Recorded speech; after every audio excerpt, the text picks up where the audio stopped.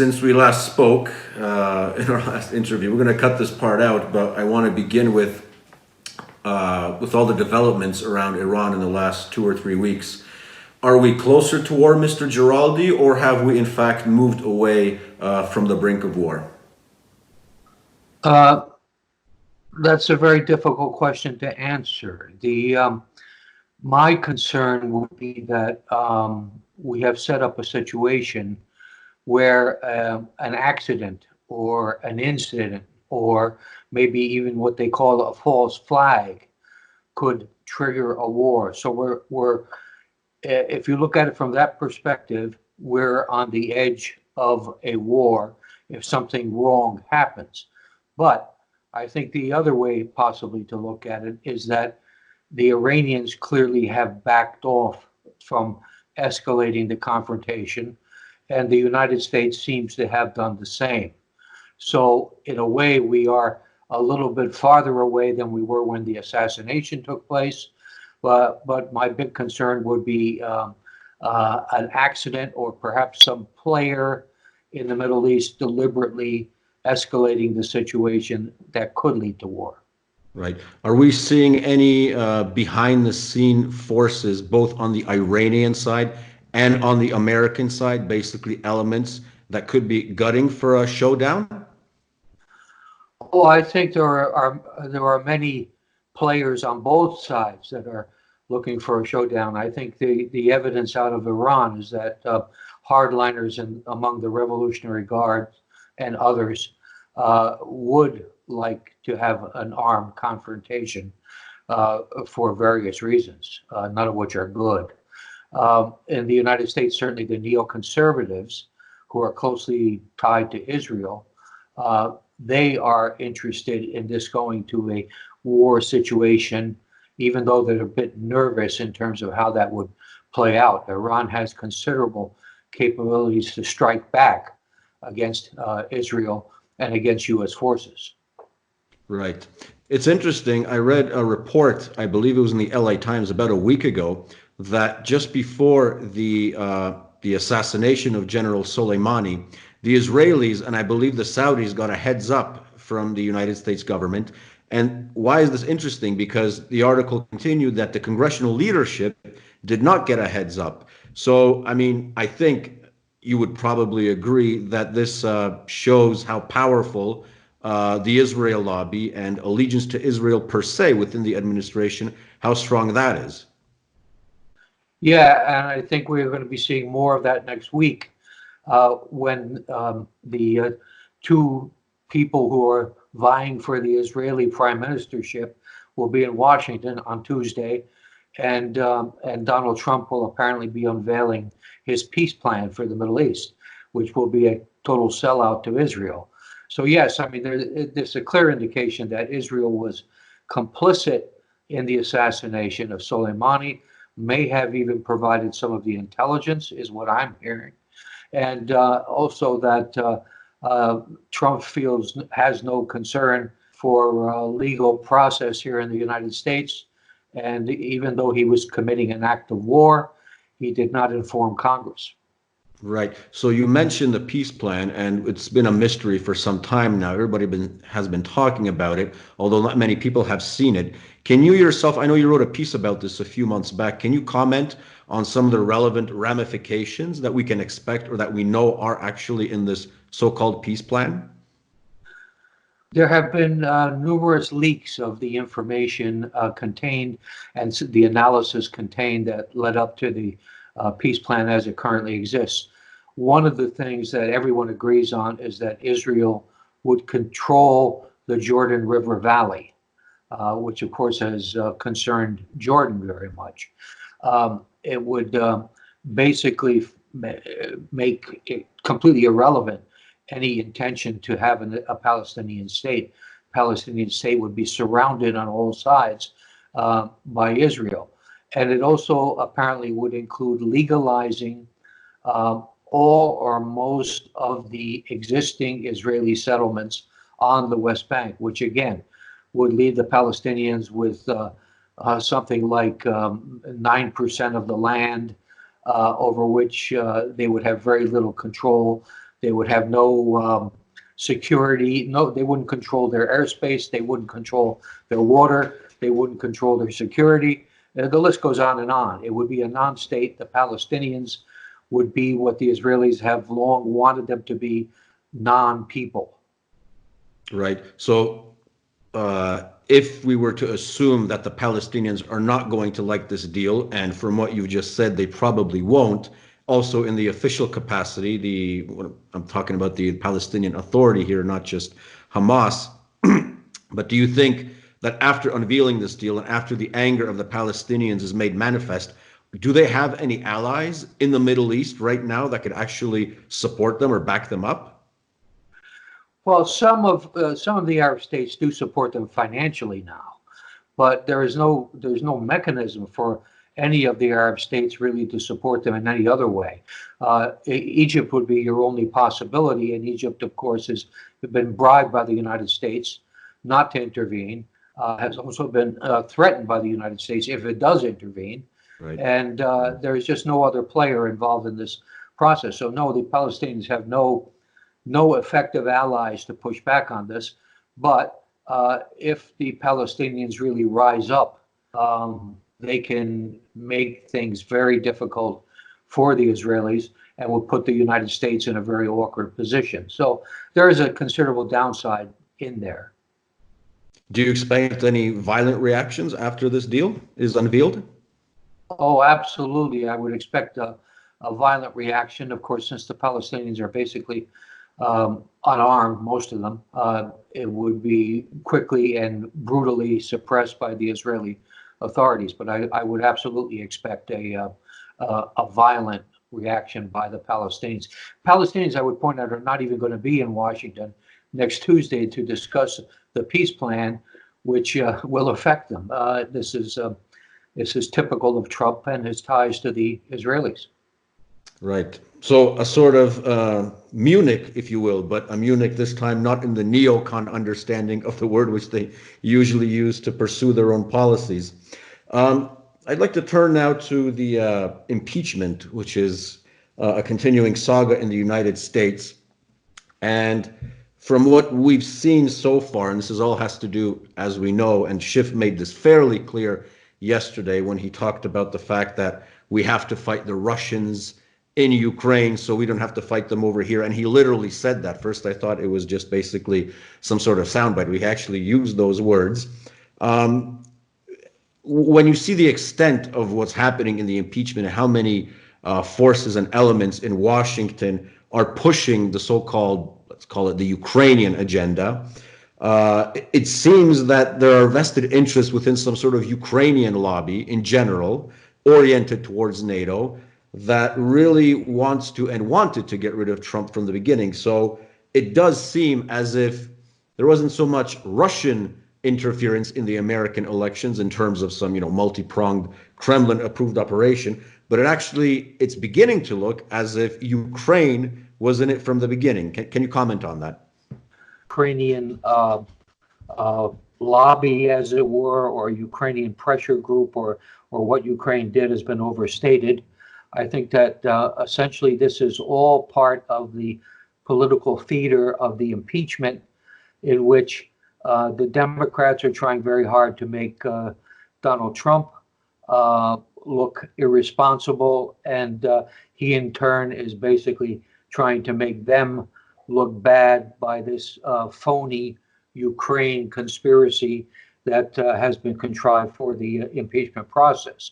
The Ukrainians themselves, some Ukrainians would obviously like to join NATO because it would give them security at low cost, but it would be a very bad move for everyone else in the process, the US, NATO, the Europeans, because it would be a direct threat against Russia.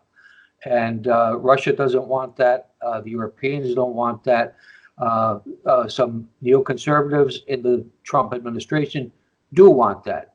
So again, this is politics more than it is good sense about what is helpful for national security for any of the countries that are involved. Right.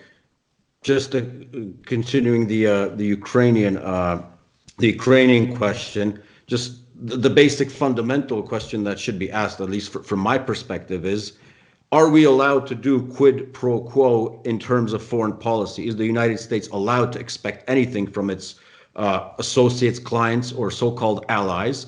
Or is the president basically held hostage to some foreign policy doctrine that doesn't change from administration to administration? That is a very good question. The answer to both of those questions is basically yes. The president is indeed held hostage to the foreign policy consensus in the United States, which is referred to by various names as deep state or the blog.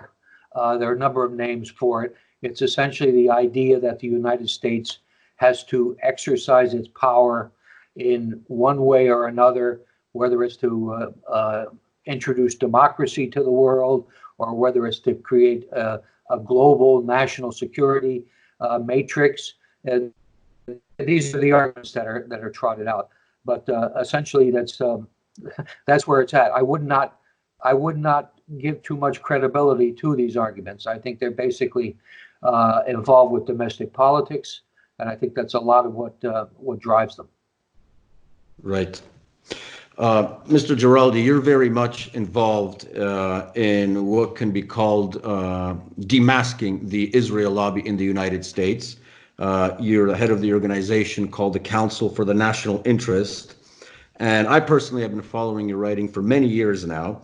And one of the interesting episodes in U.S.-Israeli relations that's not fairly well known in Eastern Europe or among Poles who are even interested in U.S. foreign policy is the case of the USS Liberty, which you wrote about many times. I was wondering if you could briefly update our readers and potential viewers. What happened with the USS Liberty? Why is this case so essential for the proper formulation of U.S.-Israeli relations? The USS Liberty was a intelligence gathering ship that was in the Mediterranean in June of 1967 when the war between Israel and its neighbors broke out. It was in international waters. It was collecting, obviously, information. It was an intelligence ship. It was deliberately attacked by aircraft and torpedo boats of the Israeli military. The ships and the planes covered up their Israeli markings to make it look like they were Egyptians, and the intent was to sink the ship completely and kill all its crew. In the event, they killed 34 crewmen, wounded well over 100. The ship did not sink and eventually made it back to Malta for repairs. This is an example of how Israel really disregards the interests of anyone, including its great patron, the United States. There was, after this occurred, a cover-up by the Lyndon Johnson administration to make sure that the story of Israel having attacked a U.S. vessel never got out. This cover-up has continued to this day.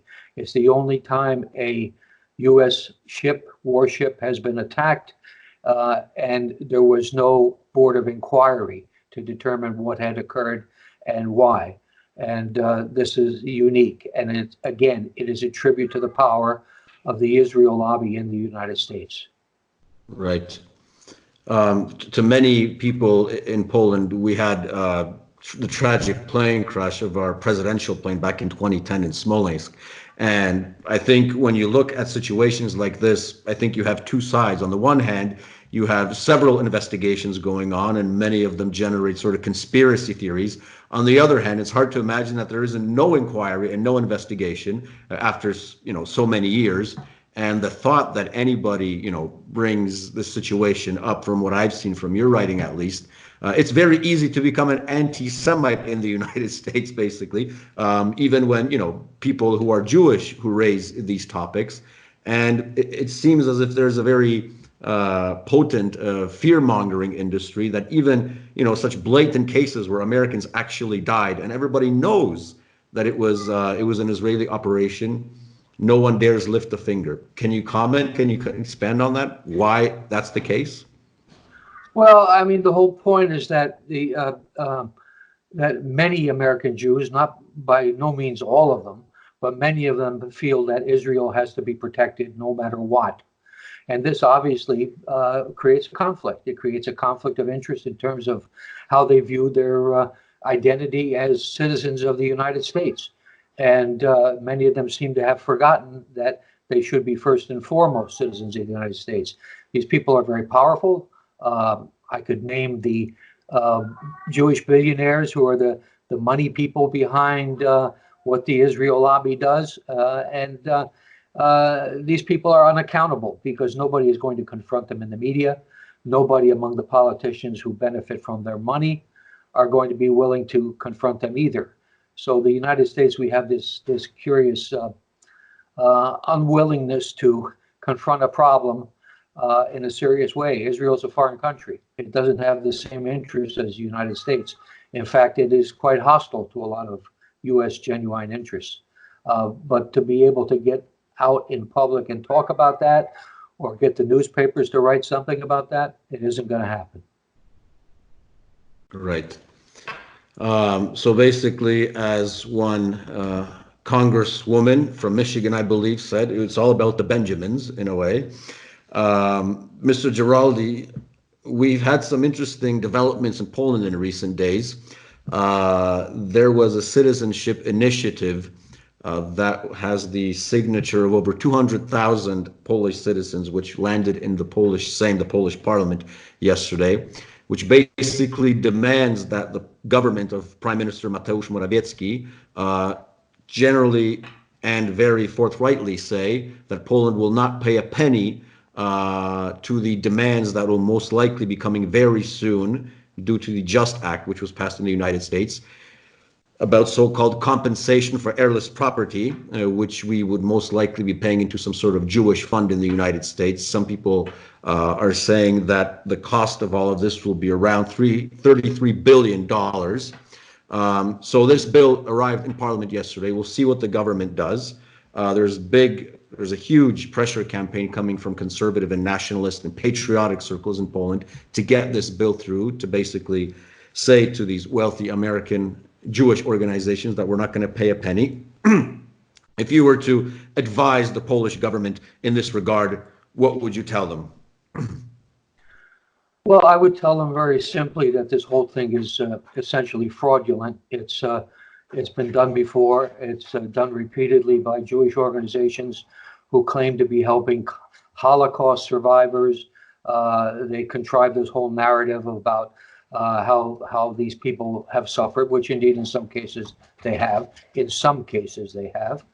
And it's the Jewish organizations that benefit from this. They generally get the money and then they distribute it. So I would say to the Polish government, you will be under considerable pressure from the U.S. government, because the U.S. government is under considerable pressure from the Jewish groups. And you'll be under pressure, but I would ignore it as long as I can. And then finally, when push comes to shove, I would say, no way. We can't document this. We believe this is inappropriate. Right. Well, I hope that that gets transmitted, thanks to our interview, to the echelons of power in Warsaw. One final question, which also bears on the role of Israel in U.S. policy, and I think it's a question that a lot of people have been asking for many years now, especially since that fateful day on September 11th, 2001. There has been a lot of talk in recent years and months, and today I even noticed an article circulating in U.S. media about the role of Saudi Arabia in perpetrating the atrocity of 9/11. However, there is a less known aspect, and I know you've written also about this subject.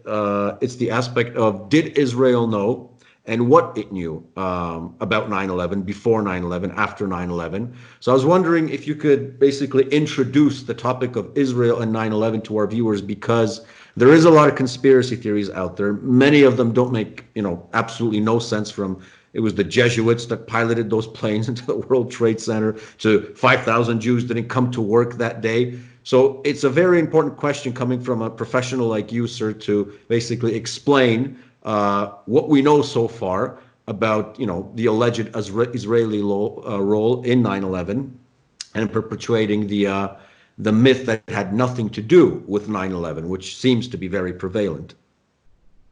Well, I would say that most professional intelligence officers like myself who were working at the time of 9/11 and were knowledgeable of events surrounding it would say that at a minimum, Israel, which had a massive spying operation in the United States directed against Arabs primarily, knew in advance, and indeed some of these Arabs were Arabs that later were identified as hijackers. So they were actually surveilling and listening in on the phones of people who were later hijackers. So they certainly had some insights into what was going on, what was developing. They might have known more than that. And it's been debated whether they did know more and why they didn't share it. But that's something that we will never know the answer to. We do have some evidence that they had prior knowledge. There's the famous incident of the dancing Israelis, Right, who were in New Jersey, overlooking where the World Trade Center was, and they were apparently there by pre-designation. They knew they had been there the day before to case the site, went back to it the next day, and they were there and they were celebrating as the Twin Towers were burning down. Local residents saw them. They called the police. These people were arrested.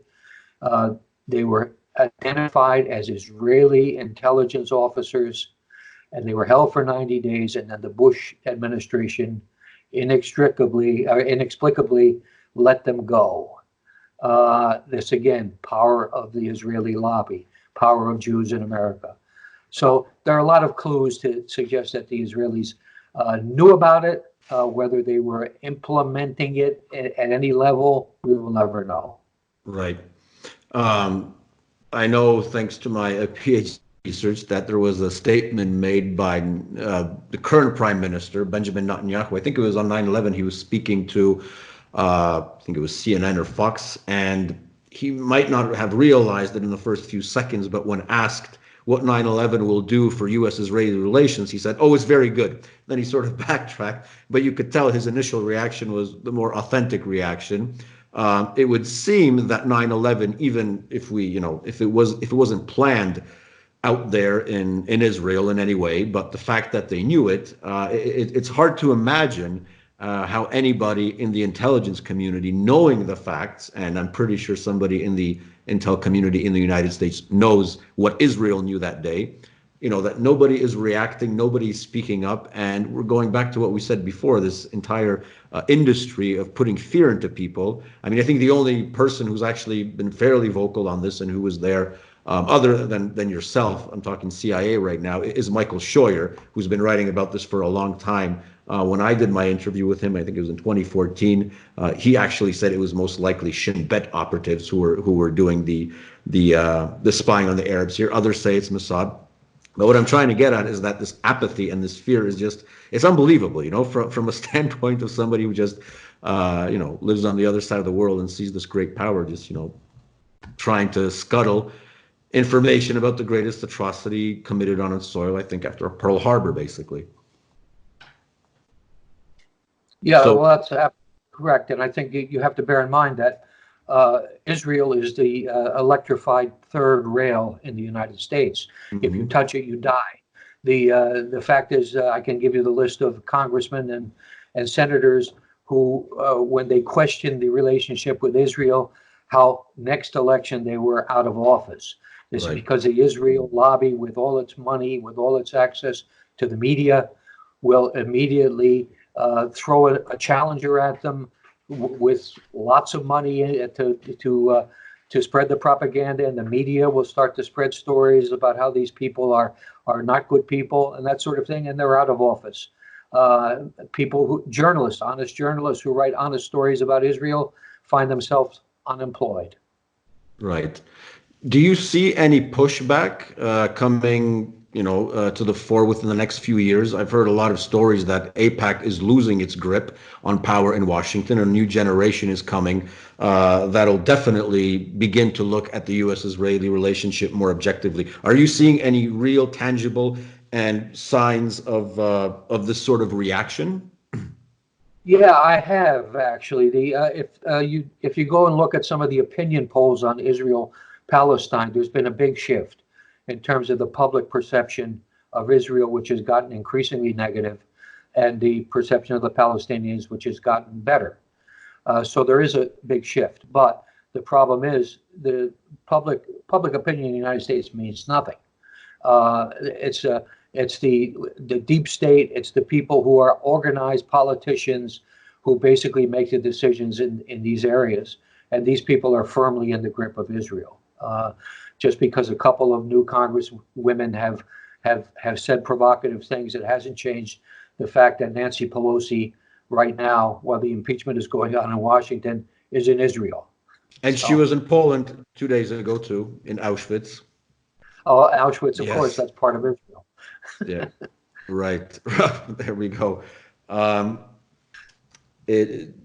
When you look at the political spectrum right now in the United States in terms of foreign policy, I've noticed that before the Israel lobby gained so much power in Washington, before the neocons became so influential, there used to be in the State Department and also in the Pentagon what they used to call, in a sort of derogatory fashion, the Arabists. So the old WASP elite of U.S. foreign policy that wasn't gung-ho about Israel the way the establishment is right about now. So my question is, what happened to these people? Did they just retire? Are they pushed to fear the Israel lobby as everybody else?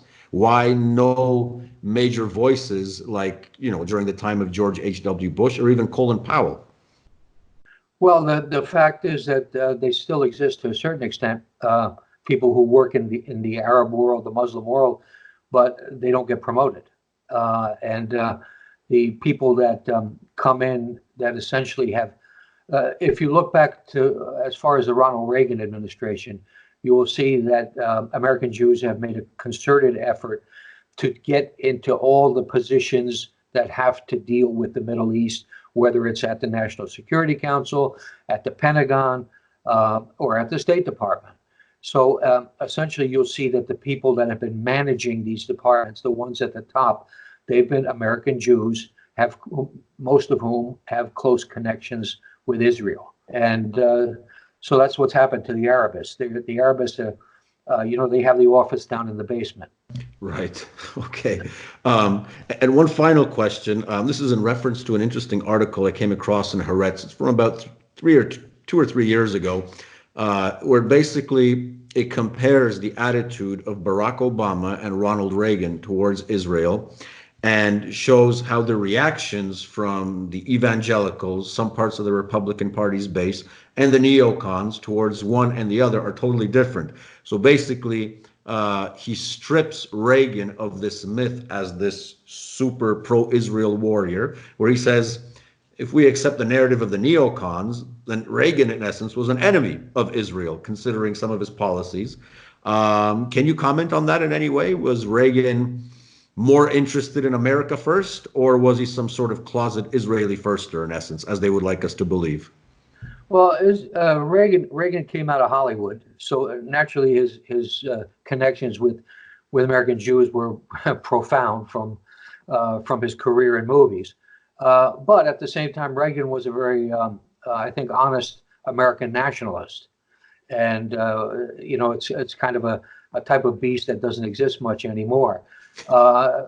And you compare him with Obama. Obama basically was a guy who talked nice and looked good and smiled a lot, but his policies were kind of crazy. And the Democratic Party was always the party dominated by American Jews, and as a result, he hated Netanyahu personally, but at the same time, he was the one who increased the amount of aid that the Israelis were getting, and did him a lot of other favors. So it's the kind of hypocrisy that we see all the time in politicians. I still keep hearing from friends of mine that our current president, Trump, is really a man of peace. And, I find that very hard to believe if you look at essentially what he's done.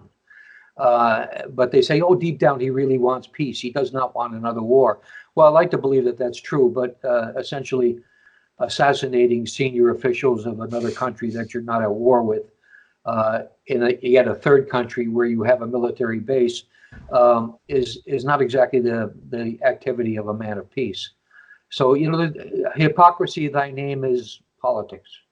Right.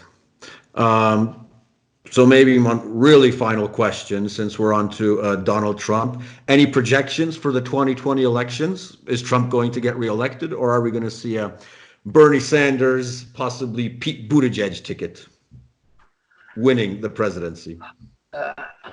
I fear that Trump will get reelected. I'd like to see a decent Democrat come out of this group, but I don't particularly like any of them. Their foreign policies are essentially the same as Trump's. I mean, in the impeachment process, you're seeing constant denigration of Russia. Schiff basically said yesterday that if the 2020 result is not right, Trump would call on his Russian friends and they might invade the United States. I mean, this is insanity. Right. And so there's no solution in the two-party system anymore in the United States. Something really needs to shake it up. Some of us thought Trump would shake it up, but he's turned out to be what he's turned out to be. Yep. Or as the Italians from New York say, it is what it is. That's right. It is what it is. Mr. Giraldi, thank you very much. That was a very good and candid interview. So we'll be in contact. And once again, thank you. Thank you for your time. Okay. Well, thank you for having me. You have a good one. Bye-bye.